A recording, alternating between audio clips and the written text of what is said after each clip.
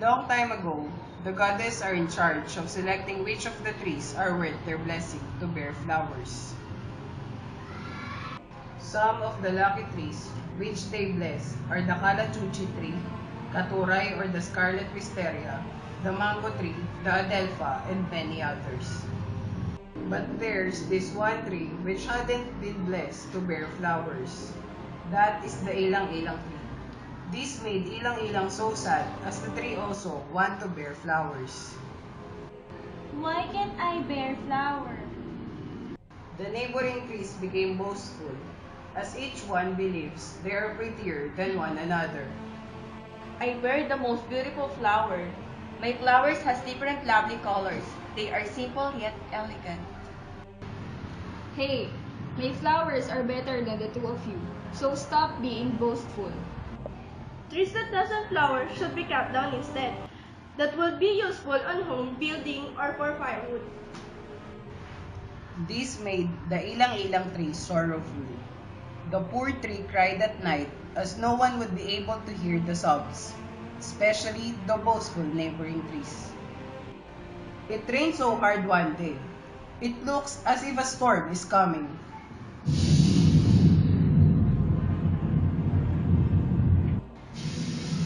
All the flowering trees prepared for the storm. They are all expecting it to come that day. The trees clamp tightly on the ground and their flowers to the trunks, so their precious flowers won't get carried away by the strong wind and rain. Clang your roots tightly. It seems that a strong storm is coming. Oh no! My flowers may blow away by the wind!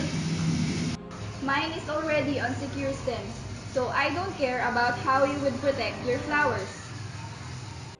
On the other hand, the Ilang is so unconcerned as it doesn't have any flowers to worry about. It doesn't matter anymore. I don't have any flowers to worry about. While the rain keep on pouring, there are two woolly worms at the distance, looking for a shelter from the furious weather. Kalachuchi, can we stay on your trunk and stand just for one night so we could be safe from the flood? No, I won't let you ruin.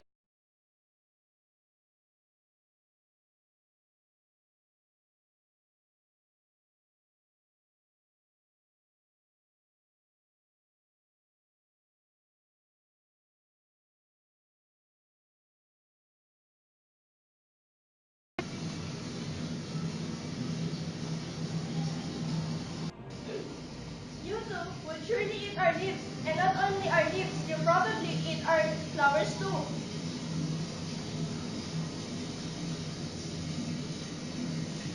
Yes, that's right. And we don't want our beautiful flowers be eaten by the two of you.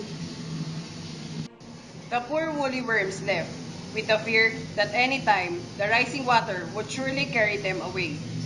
Then, the Ilang tree heard that the flowering trees drove the two worms away. So, the flowerless tree called them both out loud. Don't you two stay in my trunk. Make yourself comfortable and you're free to eat my leaves as long as you want. The kind tree thought that the life of the two worms are more important than its leaf and the flowerless trunks it got.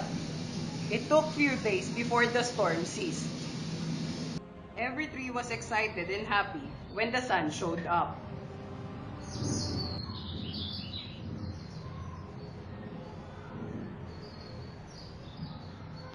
Ilang was checking its trunk, looking for its new friends, the woolly worms. Where could they be? Worms? But it saddened the tree as the woolly worms wasn't on the trunks anymore. They might got carried away by the wind. Both are nowhere to found. It's my fault. I should have guarded them and ensured their safety. But the kind tree saw something else on one of its trunks. Something clings on the trunk that looks like flowers. Two of those. It was the Ilang's friend on the middle of the storm. The two woolly worms had transformed to be beautiful butterflies.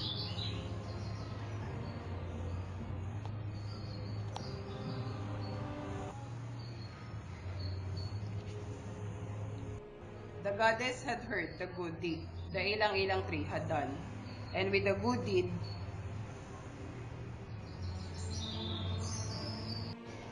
Ilang-ilang.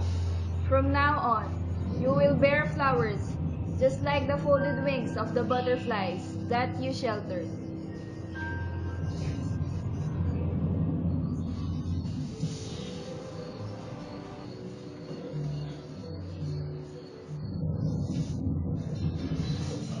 I'm overwhelmed with these fragrant and beautiful flowers.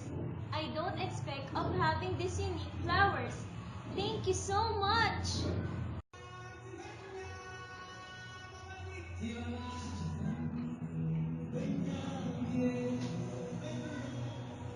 this made Ilang-Ilang very happy. From then on, the Ilang-Ilang is one of those fragrant flowers that is always admired and appreciated because of its sweetly fragrant flowers.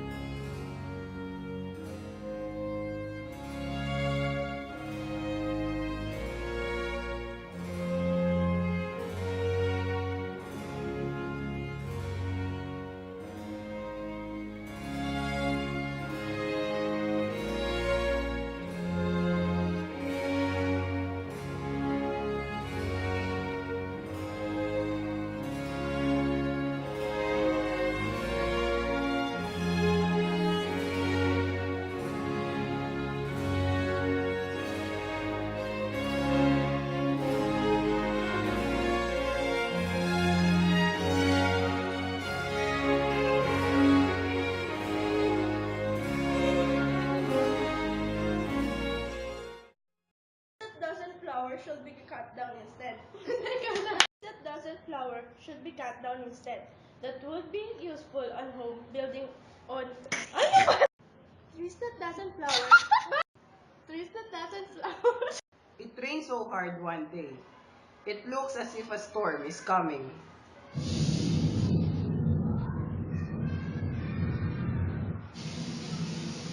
All the flowering trees prepared for the storm. I hope so. I don't want to be wet by the flood. I hope so. I don't want to be wet away by the flood.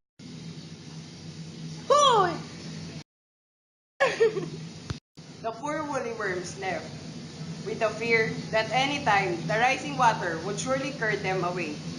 Then, the Ilang-Ilang tree heard that the flowering trees drove the two worms away. Uy, bumalik yung ulo eh. The poorly worms, ay mali. But it saddened the tree, as the woolly worms wasn't on the trunk.